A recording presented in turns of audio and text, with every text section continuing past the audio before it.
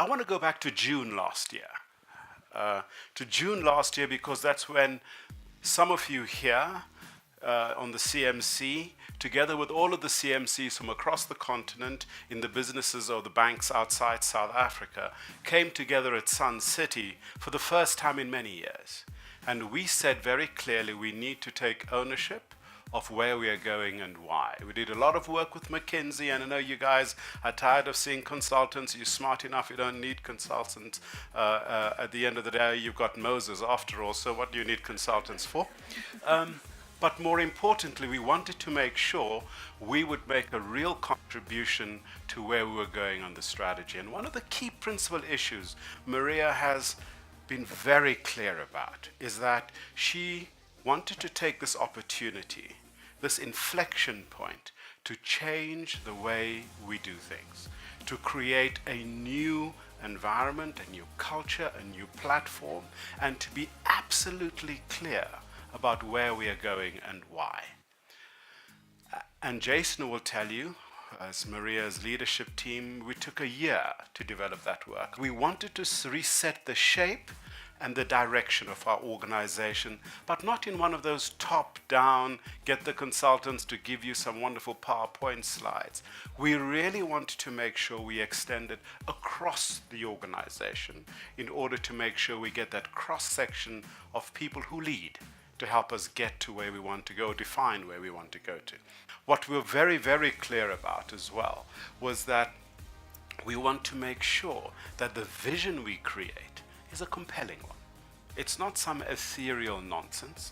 It's one that galvanizes not just us inside the organization, but society at large, whether here or elsewhere, because as we began to think about ourselves, it's beyond banking. It's beyond being a financial institution. If you think about the things we stand for, our values, etc., it's way beyond banking. It isn't just about being bankers. And importantly, we want to make sure that in the how, we end up building a strong, resilient, modern organization that continues to reinvent itself, that continues to drive innovation, and one that doesn't get bureaucratic as we've been in the past, and to look at therefore what is different about what we do and how we do it. That's the pathway we took. We wanted to be collaborative, and it's got to be core to what we do.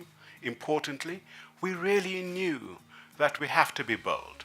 If we were timid, if we were uncertain, if we were worried about who and what we are and what we stood for, we're clear. I don't know about you, but wherever you go, if you're timid, and I'm not saying being quiet or considered, I'm saying timid as in almost receding. In markets where we operate, the elephants run you over. So being timid is not what we were looking to do.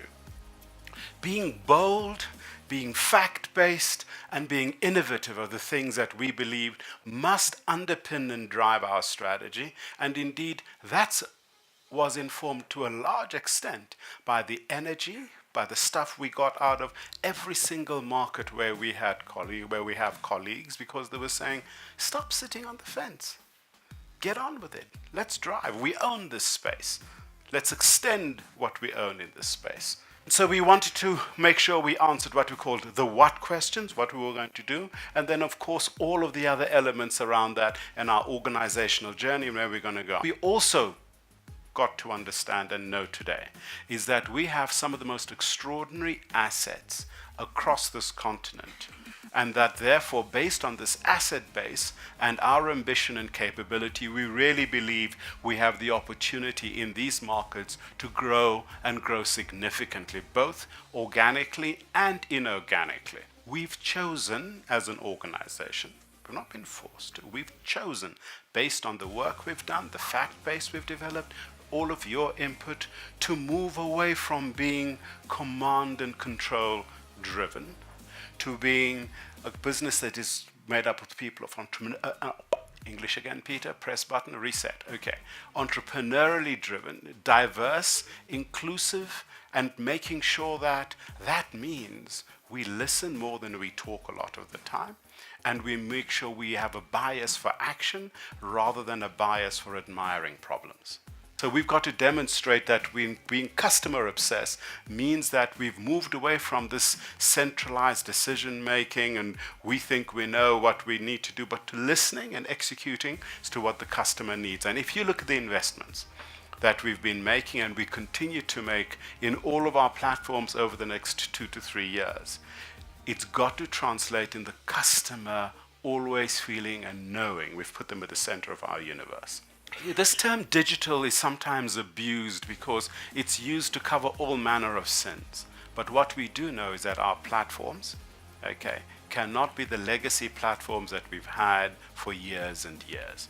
And so, when you see Jeremy in that fancy hoodie, kind of doing his Temiza dance and stuff like that, what he does in my mind represent is the people who's made it very clear that unless we are able to participate and create platforms that transform the way in which we interact with ourselves internally, so our processes, but more importantly with our customers, if we don't do that, we were lost. And our lunch will be eaten by fintechs and mobile network operators if we aren't careful. We're an African organization. We're rooted in this continent. It doesn't mean we will not do business elsewhere. But what we do know is that in our backyard, which is this continent, we want to be the winner. We are going to dominate every part of it because we know we can do that here. However, we're going to be globally interlocked because we know that our clients are not just African in the way in which people like to kind of compartmentalize us. They've got global ambition, they've got global clients, global scope. So we have to partner them all the way across. So scalable platforms, you will see, is a very core part of the strategy that we want to be able to build and roll out quite quickly. We also know that if we are not an active force for good in society, actually society passes you by. And the best way I try and encapsulate that is the following. Where we are, people must want us to stay. Where we are, people must want us to stay because we do the right things for the right reasons. Where we've been, they must be very happy for us to come back because they know when we were there, we made a real difference in their lives. And where we are going, they must want us to hurry up and get there because they know that when we get there, we transform the societies in which we operate in. And I use that really to kind of get the essence of being active for good purposes in society. And that's critical for us, and it's more than just shared growth. It's beyond shared growth in many respects. It is absolutely critical that we recognize that our ambitions are not to simply stay as we are now. Our ambition is to grow and grow aggressively, but that might not mean that we only grow in what I call traditional banking. You could be buying a platform, a banking platform.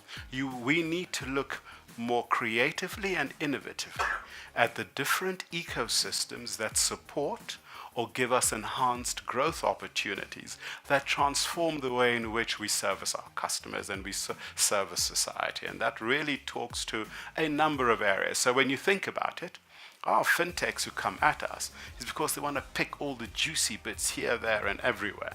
We've got to outthink them, outplay them, and play in areas that begin to create new ecosystems that allow us to service our customers differently. If you think of back in 2013, 2012, I think my first engagements with Barclays Kenya were around the time when Barclays PLC was disposing of its businesses across the continent to ABSA, which is where I worked at the time. And we did an amazing deal then. ABSA was very much a South African-focused company. It had some investments in Tanzania and Mozambique and on a small scale, but very much a South African company. And Barclays was running its businesses across the continent in a very separate way. In other words, it was rare for us to talk to each other whether you were in South Africa or Kenya, and it wasn't very coordinated. We saw the opportunity of creating a Pan-African group, which we call Barclays Africa Group Limited today. And from 2013 on, it's safe to say that we've delivered on every commitment we made our stakeholders as a team. So we said our businesses outside South Africa would be invested in. We said they would grow faster than South Africa. And we said that we would build a diverse and portfolio diverse organization across the continent. We've been able to do that, and as you know, we've been investing heavily in technology and other items over the years, and it puts us in a much stronger position today as a firm than what we were in 2013. And then obviously in March 2016, 2 years ago last month, we all woke up to the news that in fact Barclays was going to be selling its investment in the continent. We were disappointed. Many of us that had worked with Barclays for a long time, I count myself as a Barclays person. Really, quite a momentous decision. And I think that initial disappointment was one of reflection. In other words, why would Barclays sell its investment in an emerging market that has huge growth, that's got its capital, it's got its customers, it's got everything that it needs to generate superior returns? So you digest that. Then you step back and you realize that, in fact, it's an opportunity to be embraced, right? It's an opportunity to put us on our own path, right? Incredibly exciting. Comes with accountability, comes with independence, comes with autonomy. But that accountability piece is one that it really, weighed on my shoulders for a while. I'll be honest with you, weighed on our leadership team's shoulders. But we very quickly got over the disappointment and then sought to look at the positives, sought to seize the opportunity. Now I can tell you that Barclays, in their context, made the right decision. I didn't like it, but they made the right decision.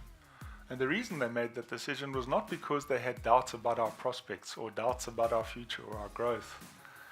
They had a real issue, and we wore that issue. Yusuf knows we wore that issue for the 5 years that we created our group. In that Barclays was in a position, unfortunately, through the financial crisis, of trying to survive. It was in a survival mode. It was in a capital constrained mode. It was on a cost containment mode, because that's how it sought to survive. The new CEO arrived and said he's going to resolve that, and he has to sell something to create capital to make Barclays survive into the future. And because we created Barclays Africa in 2013, it was a ring-fenced organization. It had enough capital. It was very marketable. It could be sold, right? Had a strong leadership team, had good prospects.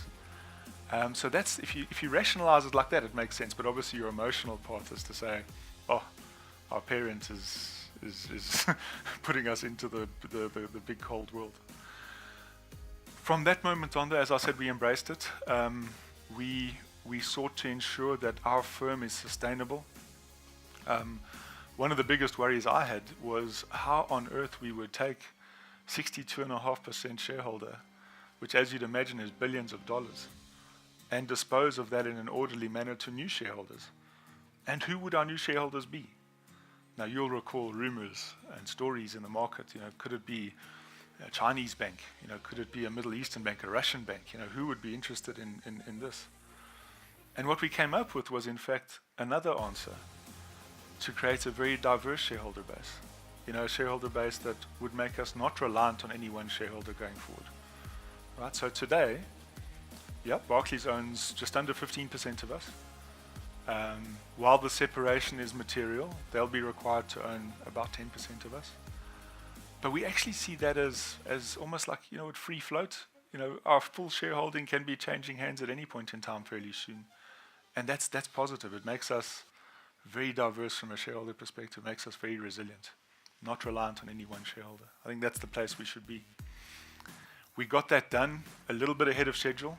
We got it done mostly back into May, early June last year. We did the biggest overnight transaction in emerging market all over the world has ever seen. Right? So we moved all of those shares, found new homes for them. Investors that participated in that book build bought stock in our company at 132 Rand a share from Barclays. Since then, we've paid them about an 11 Rand dividend a share, and the stock price today is about 195 Rand. So they've seen 60-70% growth in that investment, which makes them excited to be part of our journey, right? If they came in dollars or pounds, and you know what emerging market currencies like the shilling and the rand have done over time, it's 20% better than that. So for them, this is a very attractive opportunity, which makes us very comfortable with the fact that our equity is secure. The last part of the presentation, which Peter's broadly covered, talks about what it means for us in the future. What is our strategy? And with those trade-offs, as you know, in the past, I think we were somewhat capital focused, somewhat returns focused. If you had to weigh these things up, returns versus earnings, and in fact, we said we want to grow. To stand up and say you want to double your market share of revenue on the continent over the next few years is a very bold statement, right? Very bold. What makes me confident about that, we've got the right people. We need to work on our culture. We need to invest in technology. We need to get this rebranding right. Now, my perspective of branding is interesting. And we've done, Peter, 100,000 interviews or 180,000 interviews, across the continent. And a brand is a brand, but brands are also changing. And when we have to go to our shareholders next month to get an approval to change the name of the holding company. When we articulate and when we present what the brand means, don't automatically assume we haven't thought of a South African connotation. Of course we have. Right? It's not the ABSA of the past. It's not the ABSA of South Africa. It's an iconic thing. We've had insight from the millennial generation, which you can clearly see I'm not part of, but I listen to very carefully, in terms of how to make something iconic. And the soundbite that I always leave with people, because we will make a big splash of this at the right time in the next few months. You always think of some of the latest and greatest brands in the world. They don't even have their name there anymore. It's like a picture. It's an icon. So think of Apple. Apple doesn't say Apple anywhere. Mercedes hardly says Mercedes-Benz anywhere anymore. It's a star. So you've got to think about how we're going down that path, and how red can be a powerful color in the spectrum of red.